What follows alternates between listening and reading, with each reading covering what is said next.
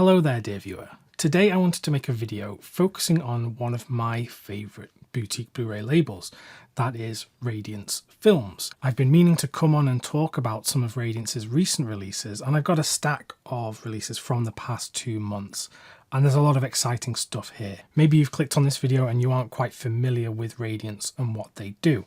They are a Blu-ray label that focuses on releasing films from the history of cinema, not just in the English language, but films from all around the world. A lot of these Blu-rays are featuring films that haven't been released on the Blu-ray format anywhere in the world before. And there is a keen focus on having the best visual and audio presentation of the films, as well as additional special features and the packaging, which includes a booklet if you get the limited edition version. Many of the films that Radiance release I have never heard about before, and I consider myself quite well versed in cinema and the history of film.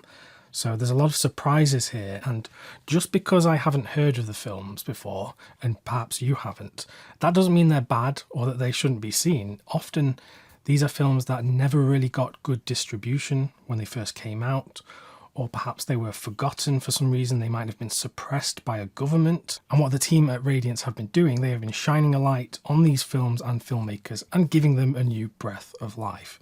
And it has been just an absolute joy to be on the other end of this, watching all of this great work that they have been putting in. If you want to go back on my channel and just search for Radiance Films, you'll find a number of videos from me talking about some of their releases, including the very early ones when the label first started. But for now, let's get on to talking about the latest releases, because there's a lot of great stuff here. You can see I've got the World Noir Volume 2 box set that just recently came out. I'm going to get to that one in a bit.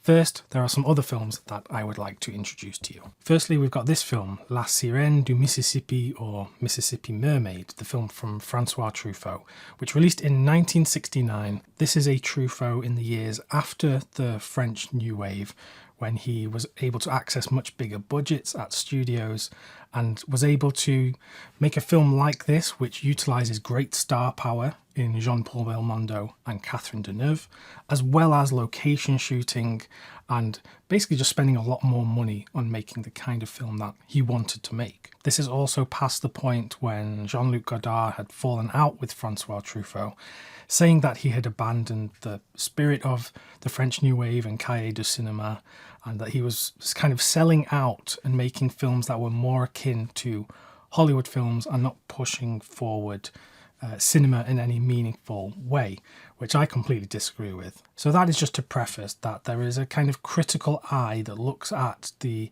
Truffaut films from this period when he was working with MGM and, you know, bigger studio money, that some critics would say that these films just aren't as good as what he was making, you know, when he was making The 400 Blows or Jules and Jim, etc. But I would say those critics are wrong, because I think Truffaut is still doing some very interesting stuff in Mississippi Mermaid. The story is about this wealthy man who agrees to marry this woman who he has never met. He has made his wealth through tobacco planting, and he lives on Reunion Island in the Indian Ocean. When she first turns up to marry him, she looks nothing like the picture that he was sent, yet he still agrees to marry her because he trusts her implicitly. And of course from there, that is where a lot of the drama stems from, because it is working out who this woman is. Is she really who she says she is? And does that even matter if she is not who she says she is? And throughout this film there is danger, there is intrigue, there is romance, there is philosophizing. There is a lot going on here, and I think it works excellently. I'm a big fan of this film. Particularly, I love these two actors working together, as well as, like I mentioned, the beautiful locations in the film. You'll have to make your own mind up about it and whether you like it as much as Truffaut's previous work. But Radiance have presented a great release here with a ton of great special features. Particularly, it's great to hear the man himself talk in one of the archival interviews on the disc. So that's Mississippi Mermaid. I believe this is already sold out via Radiance themselves, so if you don't want to wait for a standard edition, which will likely follow, have a look at some other retailers to see if you can get your hands on the limited edition. This is the reversible sleeve, by the way. It has the American or the international poster artwork on the other side. If I just kind of show that to you here. And it's worth pointing out that this is a Region B UK release from Radiance. So while they do some releases in America as well as the UK, this is one of the UK only discs, so it is Region B locked. Moving on, we come to the film The Landlord. And just like Truffaut, Hal Ashby is a director who I have a fond admiration for and a love for many of the films in his filmography. This is a film that has been sorely missed on Blu-ray in this country for a very long time. I know it's had a Region A release from another label, but here it is getting a UK Region B release for the very first time. This film is from 1970 and it's Hal Ashby's directorial debut. Now, he had worked on films before as an editor working for Norman Jewison, and I think he was even nominated for an Oscar for his editing on In the Heat of the Night, which is an incredible film and very well edited. Hal Ashby would go on to make so many great films like Harold and Maude, The Last Detail, Being There, etc. His own personal struggles with addiction ended up influencing his work, and he didn't get many opportunities after that period, and he really struggled later in his life. So it's a real shame that we didn't get more films from this wonderful filmmaker. But here in The Landlord, we really see where he would go on in his career. And this is a film that, even though it is from 54 years ago, it is addressing societal issues and it has a commentary on these issues that is just supremely relevant today. I mean, it couldn't be more relevant, really. And it shows that he had a keen eye for, in particular, social justice issues, which he would address throughout his career. But I haven't even told you what the film is about.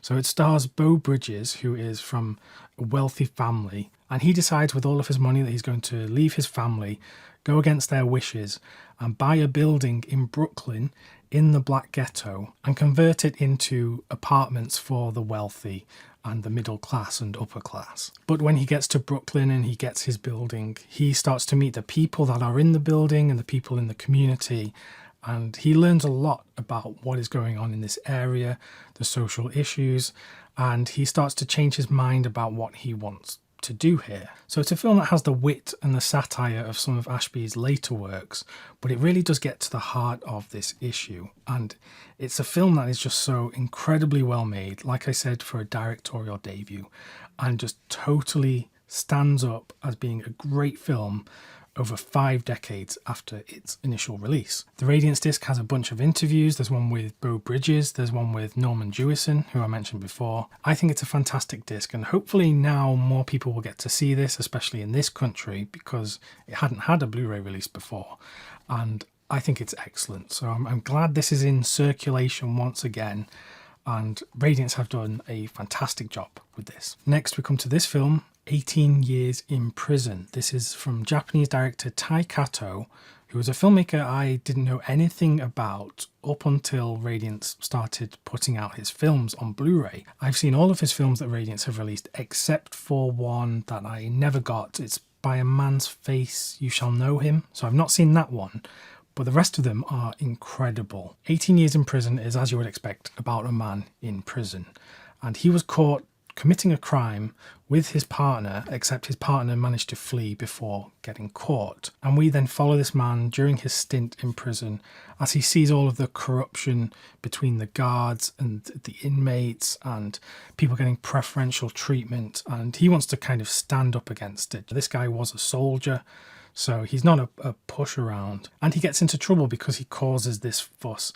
in prison with the guards and the people higher up in the prison. He catches wind of his criminal partner starting a gang outside of prison, and he wants to get out and kind of get revenge on him. For a film that's set in primarily one location in a prison, it's very colourful, it's very well directed, some great camera movements, some brilliant performances, and just an all-round spectacular film.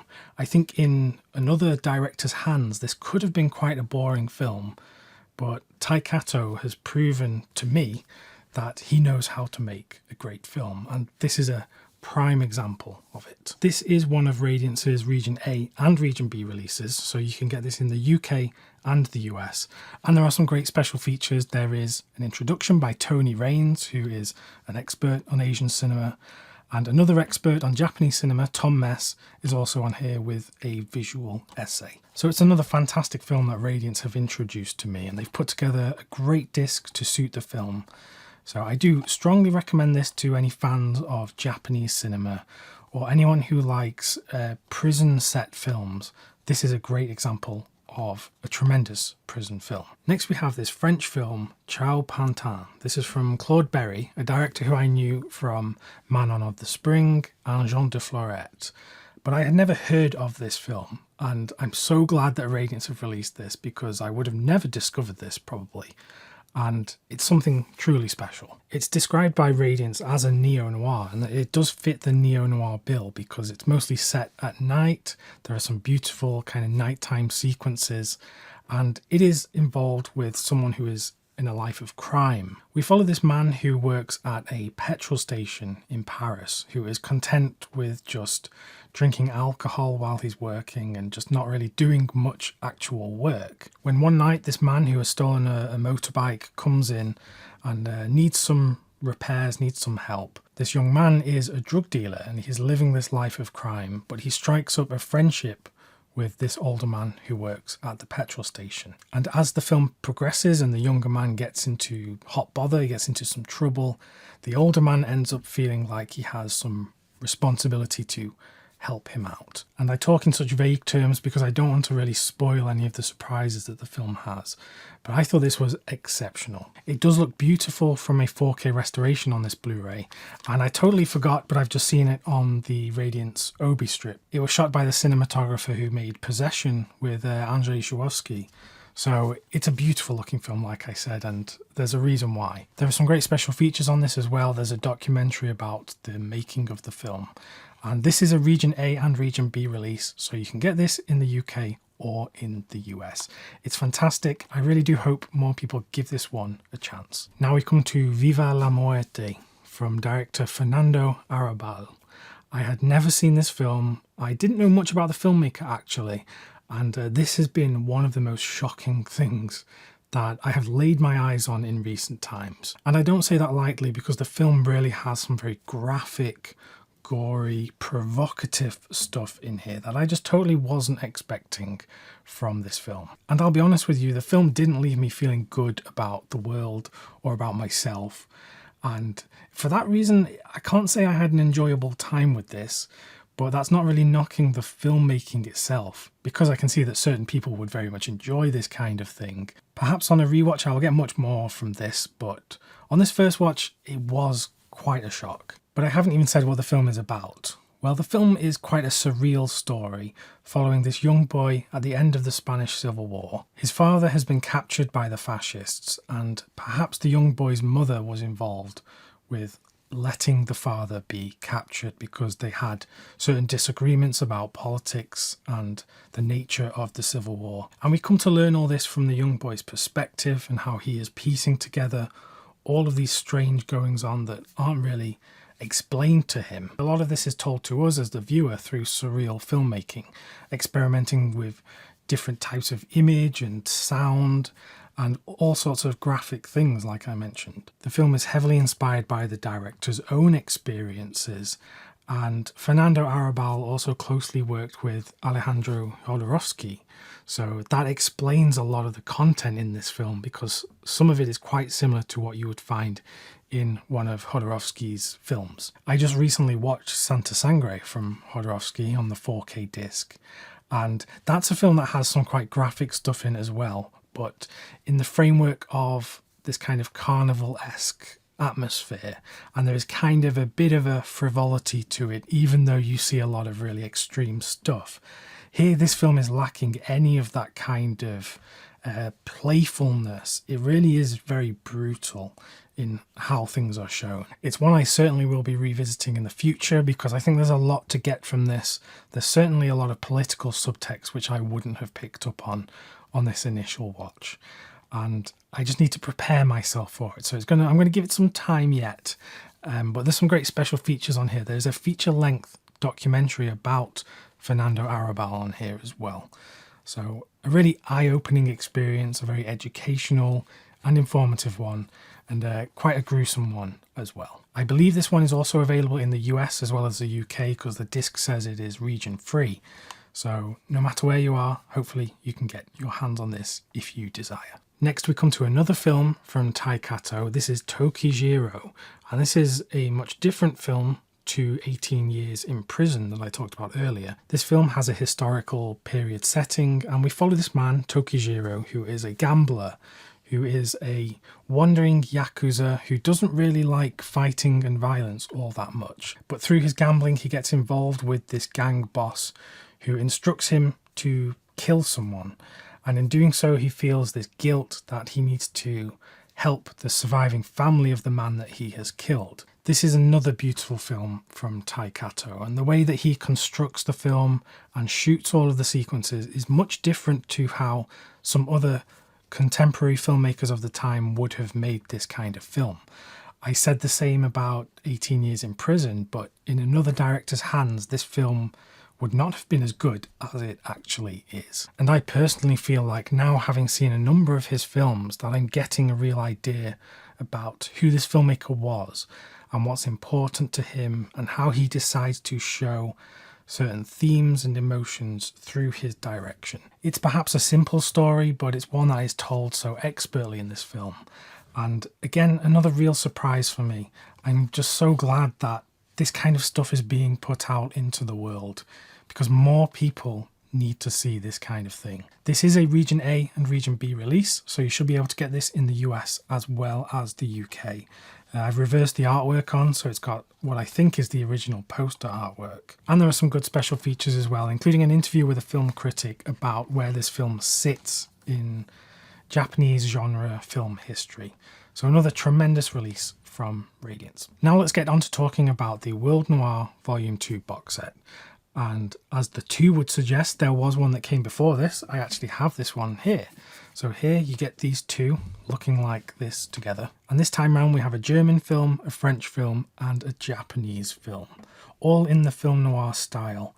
And I think I said this when I talked about the first box set.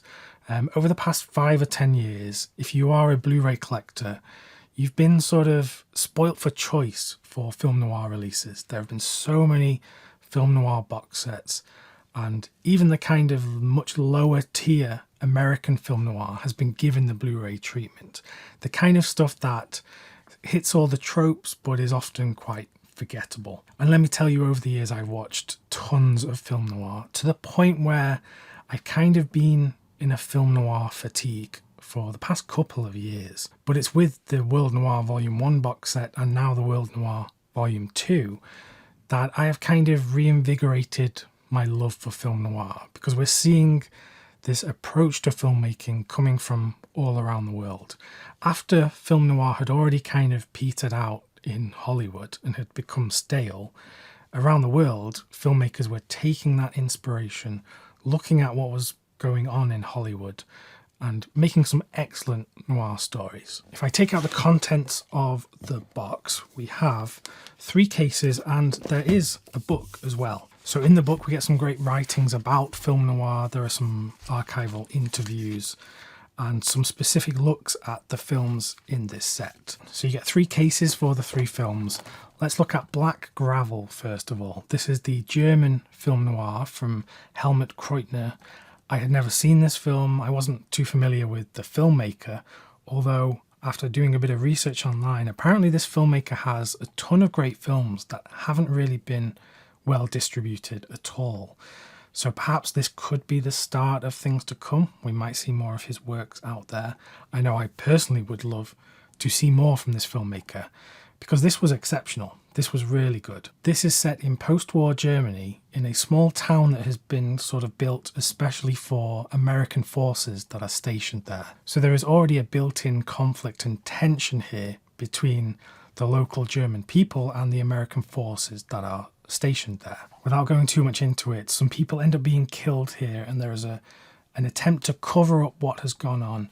But as it says on the back here, a town where secrets can't stay buried.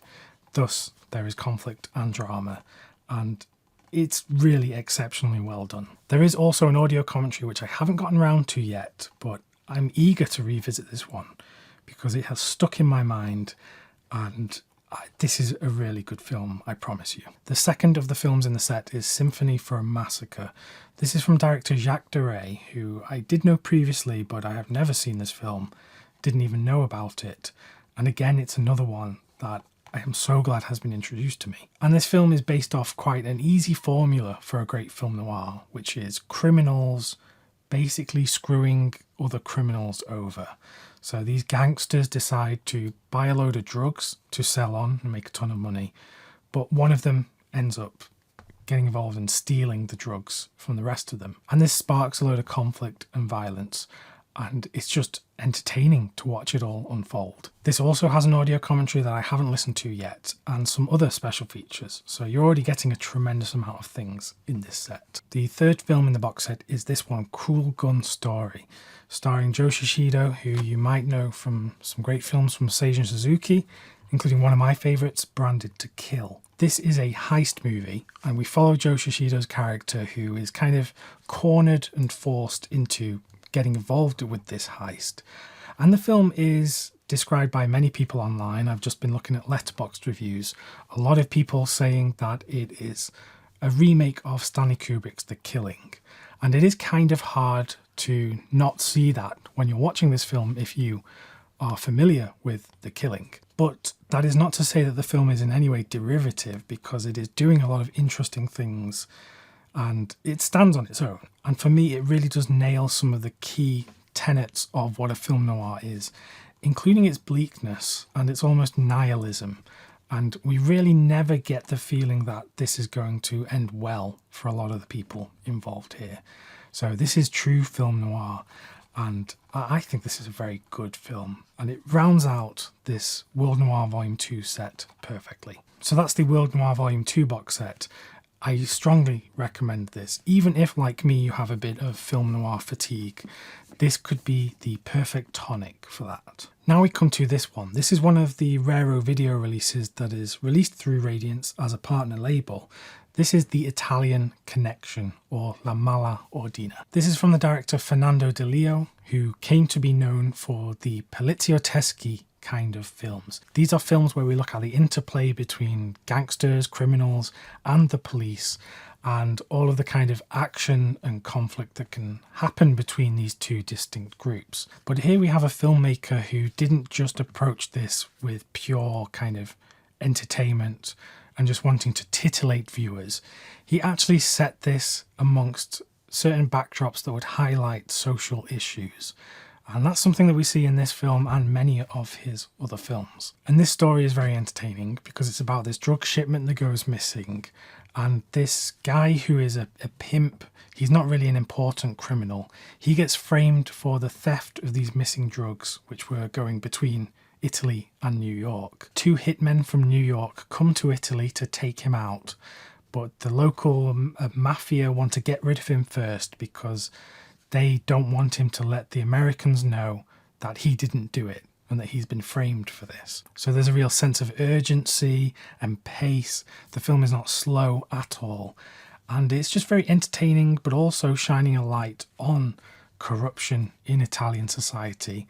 This is during the so-called years of lead, which spawned a lot of these kind of films. And it must be said that if it weren't for the huge international success of Francis Ford Coppola's The Godfather, a lot of these films wouldn't have been made, and that would have been a real shame, because we did get so many great cinematic gems just from these Italian studios wanting to cash in on certain crazes and movements in US cinema. Just like with a normal Radiance release, there are some great special features on here as well. There's a really good visual essay looking at Fernando De Leo's filmmaking style and how he points out a lot of the issues in Italy at the time he was making films. This is a region-free disc. I think it is available in the US as well.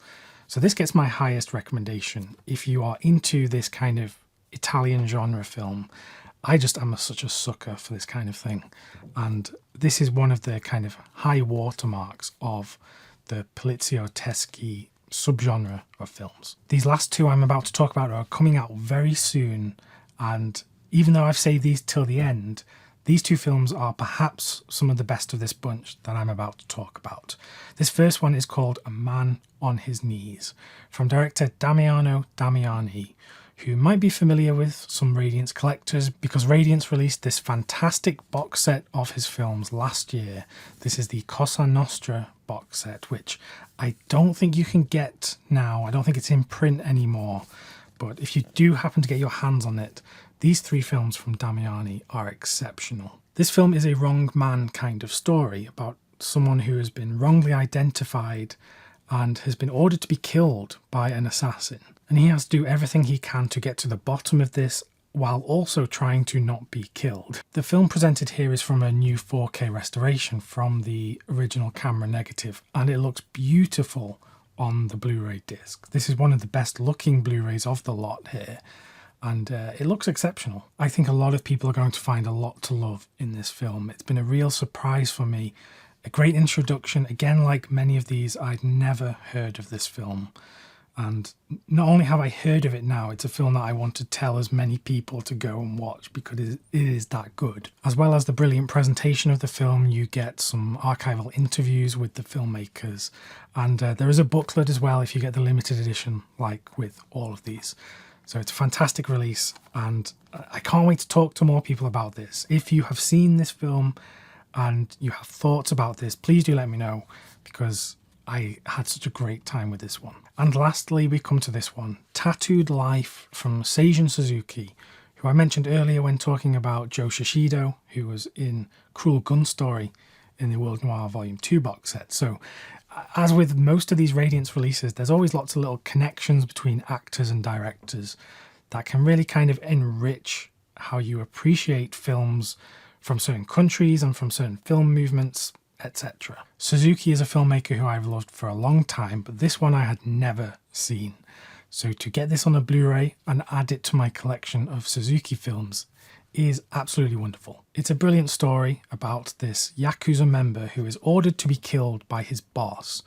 And while he's being attacked, his younger brother comes and saves him and kills his attacker. But he knows that this is going to be trouble for him and his brother, so they then go on the run. And it then becomes a film about paranoia and suspicion because they don't want to get caught by their own gang or other gangs. And yeah, it's one that just keeps you gripped through to the end of the film. And as it gets towards the end of the film, in the final act, there is some really evocative imagery, some really interesting stuff that Seijun Suzuki is doing here that I think it just kind of elevates the material and makes this much different to the kind of film that would be made from another filmmaker. It's a great film that now finally more people will be able to get their hands on and experience and enjoy it.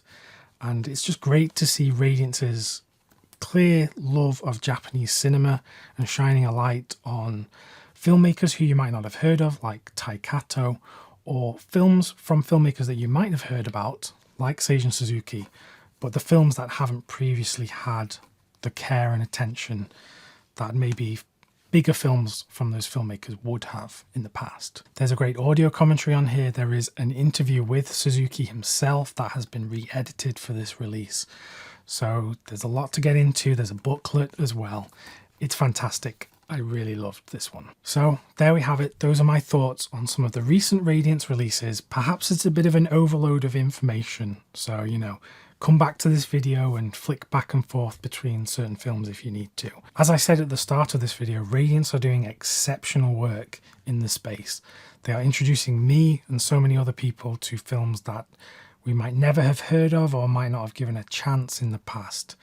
So they really are championing these films and giving them a new lease of life. If you want to get any more information about these films, then you can check out Radiance's website or just ask me if you want to find out anything else that I didn't quite cover here. And Radiance have a lot of great stuff coming in the next few months. You can go and check out the pre-orders on the website at the moment. So much more great stuff to be excited for.